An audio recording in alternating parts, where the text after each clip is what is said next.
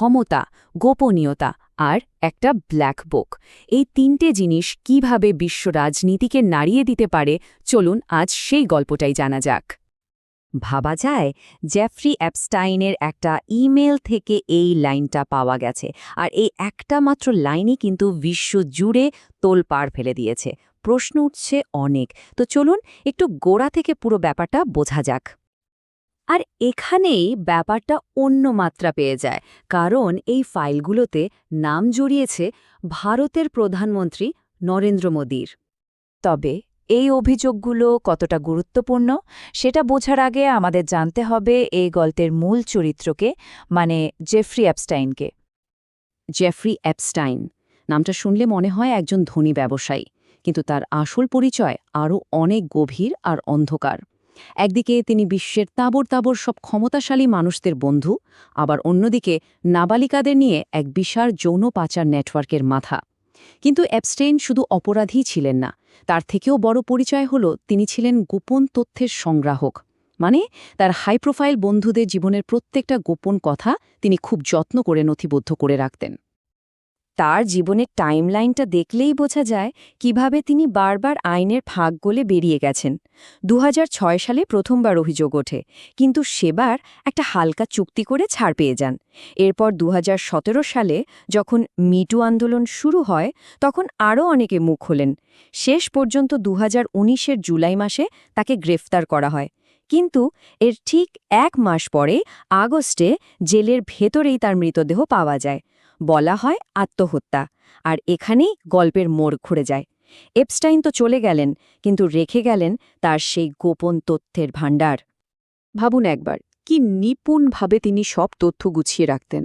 গোপনে video record করা, নিজের সহযোগীদের কাজকর্ম নিয়ে নিজেকেই ইমেল পাঠানো, তার প্রাইভেট জেটের প্রত্যেকটা ফ্লাইটের খুঁটিনাটির লগ, এমনকি ব্ল্যাক বক্স রেকর্ডিং পর্যন্ত।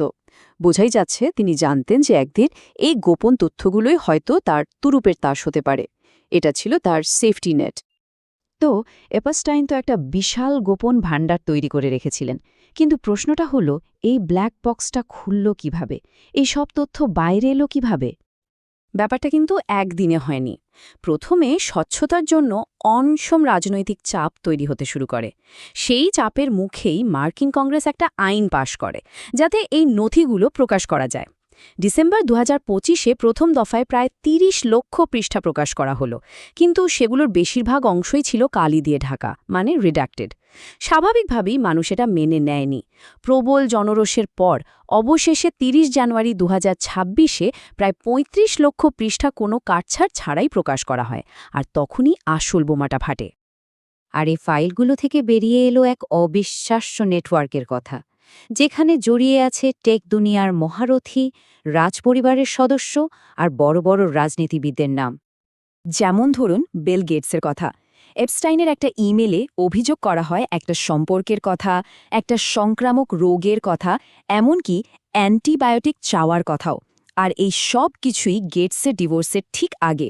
হঠাৎ করে তার ডিভোর্সের কারণটা যেন আরও পরিষ্কার হয়ে গেল সবার কাছে।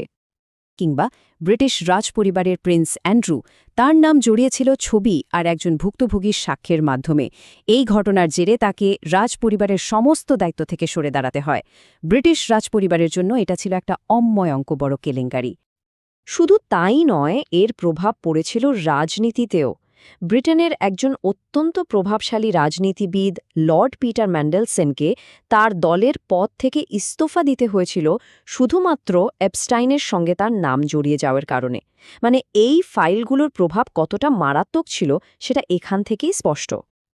তো এই বিশ্বজোড়া কেলেঙ্কারির মধ্যে ভারতের নামটা এলো কিভাবে? চলুন এবার সেই যোগসূত্রটা খোঁজা যাক, আর দেখা যাক কিভাবে এটা একটা জটিল রাজনৈতিক বিতর্কের জন্ম দিয়েছে। প্রথম অভিযোগটা আসে ২০১৭ সালের একটা ইসরায়েল সফরকে কেন্দ্র করে। এপস্টাইন দাবি করেন যে প্রধানমন্ত্রী মোদি নাকি তার পরামর্শ মেনেই ওই সফরে গিয়েছিলেন, আর সেটা নাকি ছিল তৎকালীন মার্কিন প্রেসিডেন্টের সুবিধার জন্য। ভাবুন, একটা কূটনীতিক সফরকে সরাসরি এপস্টাইনের মতো একজনের প্রভাবের সঙ্গে জুড়ে দেওয়া হচ্ছে। স্বাভাবিকভাবেই সঙ্গে সঙ্গে অনেক প্রশ্ন উঠতে শুরু করে। এখানেই শেষ নয়, দ্বিতীয় অভিযোগটা আরও সরাসরি। 2019 সালে দ্বিতীয়বার প্রধানমন্ত্রী হওয়ার মাত্র 10 দিন আগে অ্যাপস্টাইন তার নথিতে লেখেন যে প্রধানমন্ত্রী মোদি আমার সঙ্গে দেখা করার জন্য কাউকে পাঠাচ্ছেন, মানে একটা বড় রাজনৈতিক পালাবদলের ঠিক আগে সরাসরি যোগাযোগের একটা চেষ্টার ইঙ্গিত পাওয়া যাচ্ছে। আর এই যোগাযোগের ক্ষেত্রে উঠে আসে আরেকটা বড় নাম, ভারতীয় শিল্পপতি অনিল আম্বানি। ফাইলগুলো বলছে অনিল আম্বানি নাকি অ্যাপস্টাইনকে বার্তা পাঠিয়েছিলেন। সেই বার্তায় বলা হয় ভারতের নেতৃত্ব আমেরিকার বড় বড় অধিকারীদের সঙ্গে বৈঠকের জন্য অ্যাপস্টাইনের সাহায্য চাইছে। এমনকি অ্যাপস্টাইনও নাকি উত্তরে বলেন যে তিনি প্রধানমন্ত্রী মোদি আর একজন প্রভাবশালী মিডিয়া ব্যক্তিত্বের মধ্যে একটা মিটিং সেট করে দেবেন। অর্থাৎ এখানে অনিল আম্বানিকে একজন মধ্যস্থতাকারী হিসেবে দেখানো হচ্ছে। স্বাভাবিকভাবেই এই সব তথ্য সামনে আসার পর ভারতের রাজনীতিতে ঝড় ওঠে। বিরোধী দলগুলো প্রশ্ন তুলতে শুরু করে, প্রধানমন্ত্রী মোদি এপস্টাইনের থেকে কি পরামর্শ নিয়েছিলেন, 2019 সালে কাকে পাঠানো হয়েছিল তার সঙ্গে দেখা করতে, কেন একজন বেসরকারি ব্যবসায়ী সরকারি বৈঠকের ব্যবস্থা করছিলেন।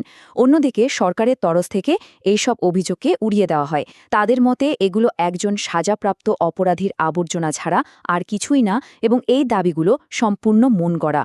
বোঝাই যাচ্ছে এই ফাইলগুলো ভারতের রাজনীতিতে একটা বড়সড় বিতর্কের জন্ম দিয়েছে। তো এত সব কিছুর পর অ্যাপস্টাইনের আসল পরিচয়টা কি দাঁড়ায়? এই ফাইলগুলো শুধু তার অপরাধের কথাই বলে না, বরং বিশ্বজুড়ে ক্ষমতার যে অদৃশ্য জাল, তাতে তার ভূমিকাটা ঠিক কী ছিল সেই ভয়ঙ্কর ছবিটা তুলে ধরে। দেখুন, এপস্টাইন আসলে ছিলেন একজন হাই লেভেল ব্ল্যাকমেলার। তিনি ক্ষমতার দালাল হিসেবে কাজ করতেন। তার কাছে গোপনীয়তা ছিল টাকার মতো একটা কারেন্সি। এই গোপনীয়তা দিয়েই তিনি ক্ষমতাবানদের নিয়ন্ত্রণ করতেন আর তাদের মধ্যে যোগাযোগ করিয়ে দিতেন। সরকার হোক বা বড় কোনো ইন্ডাস্ট্রি, সর্বোচ্চ স্তরে পৌঁছনোর একটা গোপন দরজা ছিলেন তিনি। কিন্তু সবচেয়ে অবাক করার মতো বিষয়টা কি জানেন? এত কিছু সামনে আসার পরেও, এত বড় বড় নাম জড়িয়ে যাওয়ার পরেও মার্কিন যুক্তরাষ্ট্র পরিষ্কার জানিয়ে দিয়েছে যে এই ফাইলগুলোর ওপর ভিত্তি করে তারা নতুন করে আর কোনো তদন্ত করবে না। সংখ্যাটা হলো 0। আর এখানেই পুরো ব্যাপারটা শেষ হয়েও যেন শেষ হয় না। একটা অস্বস্তিকর প্রশ্ন আমাদের সবার মনে থেকেই যায়, বিশ্বজুড়ে ক্ষমতার খেলাটা ঠিক কতটা আমাদের চোখের সামনে হয় আর কতটা হয় পর্দার আড়ালে এই অন্ধকারের জগতে।